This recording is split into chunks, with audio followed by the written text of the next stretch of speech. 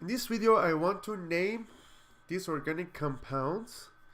And as you see here, we have cycloalkane. Why do we have cycloalkane? Why don't we have phenolic or benzene ring? Because all the bonds in the ring have single bonds. So that's why we are dealing with a cycloalkane. So in this ring part, how many atoms we have? Carbon atoms? We have 1, 2, 3, 4, 5, 6.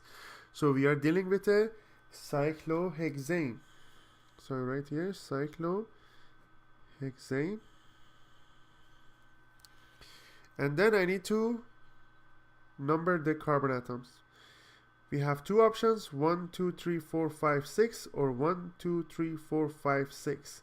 I need to go this way because this branch gets lower number. So 1, 2, 3, 4, 5, 6. So we will have this one. How do we call this branch? That's on the number 3. So we can say 3 cyclopropyl,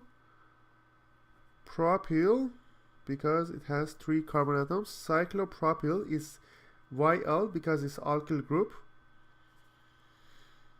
And then 1 and 1 dimethyl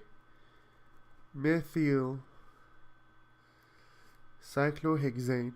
So we have 3 cyclopropyl, 1 and 1 dimethyl cyclohexane. So that's how we name these organic compounds.